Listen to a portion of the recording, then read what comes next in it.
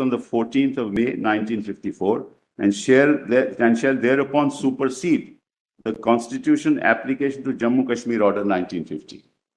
Now see what happens thereafter. The provisions of the Constitution, which in addition to Article 1 and Article 370, because that's clause C,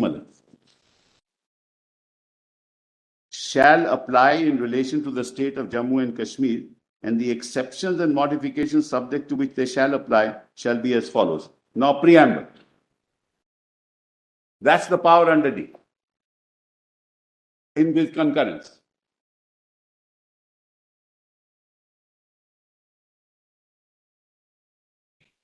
So, Malas, you see part 1 to Article 3, there shall be added the following further proviso. Provided further that no bill providing for increasing or diminishing the area of the state of Jammu and Kashmir or altering the name or boundary of that state shall be introduced in Parliament without the consent of the legislature of that state. Now, this is passed by the constitutional order applicable to Jammu and Kashmir. That's the solemn promise, Mullah, that has been made, that you will not change the boundaries. And that's with concurrence. And that's exactly what they did, without concurrence.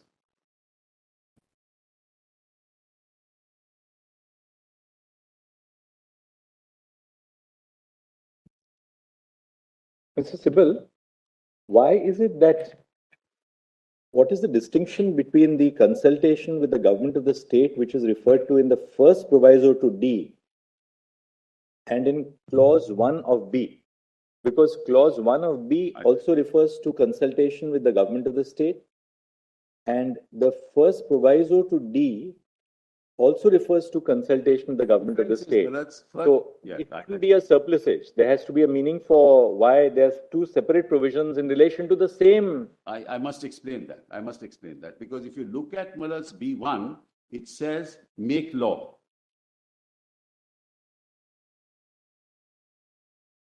It's not in relation to the same thing. So it says make law with respect. So it only deals with the lists. If it comes to instrument of accession, those 4 items. Actually, I was looking at it this way possibly. I mean, just thinking aloud. Maybe wrong. Correct me if I'm wrong. B1 refers to the specification of matters, yes, on which are covered by the instrument of accession, yes, in respect of which Parliament can make laws. That is B1. Correct.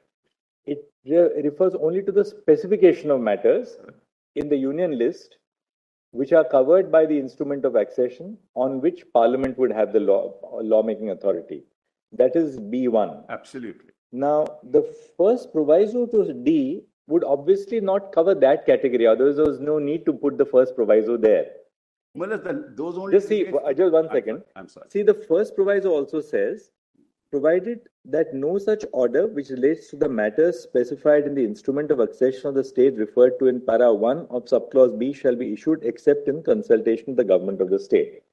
So the first proviso also refers to the matters covered in clause 1 of B. It also refers to consultation, and B1 also refers to consultation. Now, possibly the meaning which can be attributed to the proviso to D is this. D says, such of the other provisions of this constitution shall apply in relation to that state, subject to such exceptions and modifications as the president may make. So, where the president is making an exception or modification to another provision of the constitution, then the president has been given the power. But what the proviso says is, the first proviso says that if the president is making a modification or adaptation in respect of a matter which is referred to in clause 1 of B, namely something covered by the instrument of accession, then you require consultation. The second proviso then says that no such order which relates to matters other than those referred to in the last paragraph will be made except with the concurrence. I was wondering, just thinking aloud, what D says is that if the president is making an exception or modification in the application of any provision of the constitution to the state of Jammu and Kashmir, then you require either a consultation, first proviso, or a concurrence in terms of the second proviso, right? Now, what happens if the president is not making any exception or modification at all? Does that require either a consultation or a concurrence? Yes, Manoj, according to me, yes, but let me explain. Because this adaptation order which you showed us, for instance, of 1954 makes modifications. Preamble will apply subject to these exceptions. Directive principles will apply subject to these exceptions. So what happens if the president is not making any exception or modification at all? Then do you require a consultation or modification in terms of clause D? May I, Manoj, then? Yes. On Manoj, since you're yes. Now, Manoj, kindly look at B1 first for a minute. It says the power of Parliament to make laws for the said state shall be limited to matters in the union list and in the concurrent list. It doesn't say anything more than that. It specifies the lists under which they can make laws. Which? Again, no, that's right. They are not. The law has not yet been made. It's only the power. Are declared by the instrument of accession. So, Manoj, only the list, communication. Right. I'm not talking about the law has not yet been made. No. So they are correlating the making of the law to the items in the lists. When it comes to the instrument of accession, it has those 4 items. When it comes to other matters, it is in the concurrent list, not in the state list. But they are not setting out what law is to be. One very important thing is that clause B does not confer the power upon Parliament to enact law for the state of Jammu and Kashmir. It limits it in certain respects. The power of Parliament to enact law is under 245 and 246. 246 will not apply. No, but the power is somewhere else apart from B. No, I'll come. B recognizes the power of Parliament to enact a law because it says the power of Parliament to make laws for the state shall be limited. It's a limitation. No, it's a limitation. But Justice Paul also says that it's a limiting clause. Yes, square that list only means square that list. So if it's a limiting clause, the power of Parliament to enact the law is traceable elsewhere. No. Can we say that 370B gives power to Parliament to enact law? No. It limits the power of Parliament to enact law to a certain extent. I was trying to explain what yes. the Lord put to me. Please allow me. But yes. What I was trying to say was that here, what the clause says is that where the lists in the instrument of accession, right? Parliament may make a law, but that will be in consultation. It's a double limitation, Mr. Sabal. See, the first limitation is the Chief mentioned. The power of Parliament to make laws for the state shall be limited to. Yes. What is it limited to? To matters in the union list and concurrent list. So, first part is matters in union and concurrent. Correct. But second qualification, which in consultation with the government of state, there also you are right, to that extent you are right, it is in consultation with government of state, are declared by President to correspond to matters specified in the instrument of accession. Correct. Governing the accession of the state. Correct. So such parts of union list and concurrent list, which form a part of the instrument of accession, because everything else doesn't form a part of the instrument of accession. The whole list doesn't.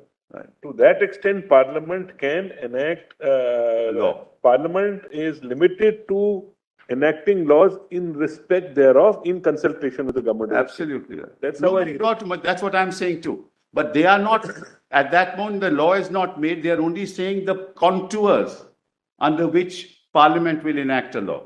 The contours with respect to instrument of accession are those 4 items: communications, defense, external affairs, and ancillary, which I showed to your lordship the schedule. When it comes to B2, the contours again of the items in the concurrent list over Parliament may make laws. Again, it doesn't say that law is made. It only delineates the contours. Therefore, I'm going to now distinguish it from D, Manad. That's how I'm going to. Let's come to D. How would you? I'm just coming. Yeah. Then you come to see the provisions of 1 and of this article shall apply in relation to that state. That's not covered. That's not covered. Right. So that's Malad's 1 is integration into India. And Malad's the other is Article 370. Now come to D. such of the other provisions of this constitution. Now we are not talking about lists. Now we are not talking about lists. We're talking about preamble, we're talking about 356, we are talking about fundamental rights. Each of those orders require the concurrence of the state. I'll show that to your lordship. Here it is such of the other provisions of this constitution. 371B doesn't talk of any other provisions of this constitution. It talks of the instrument of accession and the concurrent list, the contours of the power. When you come to other provisions of the constitution, these may be made applicable. That's why the order. Now let's read it further. Such of the other provisions of this constitution shall apply in relation to the state, subject to such exceptions and modifications as the president may order set specify, not referred to 371B. There's no order, no question of order there. It's only the contour of the power. Now read. Provided that no such order, that is, no such order relating to D, which means provisions of the Constitution of India to apply to Jammu and Kashmir. No such order which relates to matters specified in the instrument of accession referred to in paragraph 1 of clause shall be issued. Kindly note the word issued. That's the difference between 371B and 371D. Because no orders are issued under 371B. That's the power to make law. That's only the contour of the power. Your Lordship asked me the difference between the two. I'm just trying to advance an argument with respect to the difference. It's entirely different. Yes, ma'am.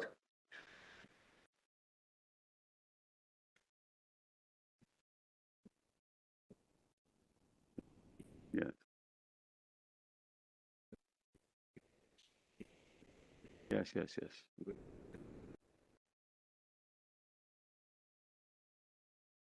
Apply such other than 1 and 2. Such of the other provisions of this constitution shall apply in relation to that state, subject to such exceptions and modifications as the president may by order specify.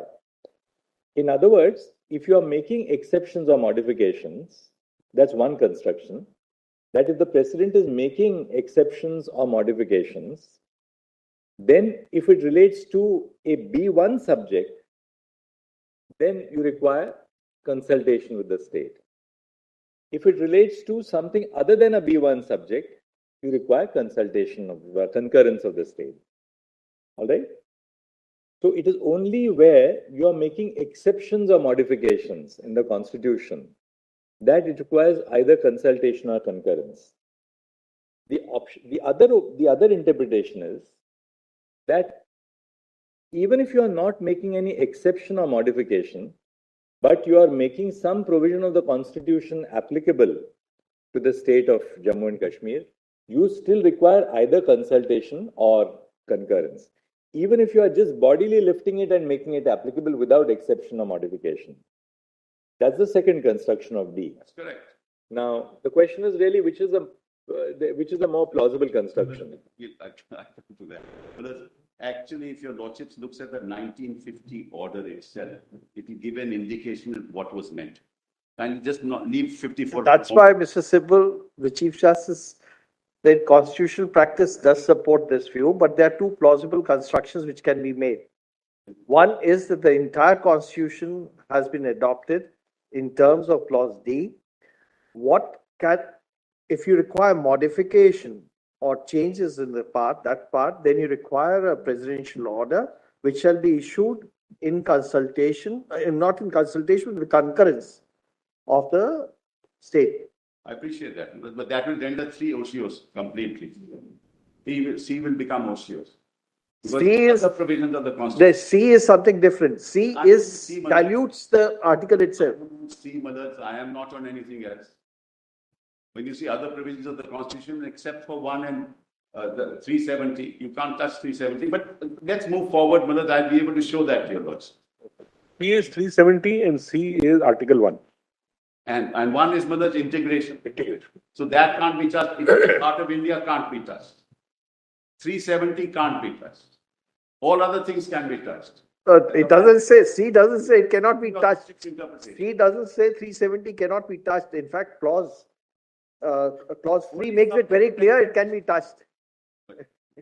Just the same time. By now, your lordships have. In fact, may I tell your lordship something interesting? Because I looked at the original constitution of India. Learned friend will